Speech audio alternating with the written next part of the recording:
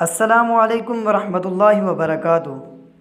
ناظرین، سیدنا ابو بکر صدیق رضی اللہ تعالیٰ عنہ کا مزاج سنت رسول اللہ صلی اللہ علیہ وسلم کے سانچے میں ڈھلا ہوا تھا۔ ان کا ہر عمل اتباع و اطاعت رسول کا مظہر تھا۔ حدیث پاک میں ہے، حضرت ابو ہریرہ بیان فرماتے ہیں، رسول اللہ صلی اللہ علیہ وسلم نے پوچھا، تم میں سے آج کس کا روزہ ہے؟ حضرت ابو بکر صدیق رضی اللہ تعالیٰ عنہ نے عرض کی، میرا۔ پھر فرمایا، تم میں سے آج کس نے جنازے میں شرکت کی؟ حضرت ابو بکر نے عرض کی، میں نے۔ پھر فرمایا، تم میں سے آج کس نے مسکین کو کھانا کھلایا؟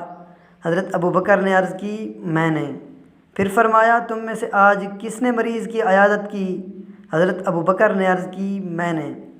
تو رسول اللہ صلی اللہ علیہ وسلم نے فرمایا، جس شخص میں یہ ساری خصلتیں جمع ہو جائیں وہ یقیناً جنت میں داخل ہوگا۔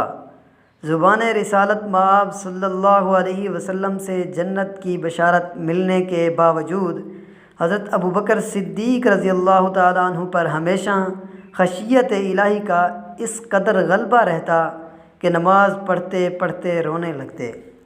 آپ کے انداز تلاوت پر بھی خشیت الہی اس قدر غالب رہتی کہ آپ کی تلاوت کو سن کر کئی لوگوں نے اسلام قبول کیا، یہاں تک کہ قریش مکہ نے آپ کی علانیہ تلاوت پر بھی پابندی لگا دی تھی۔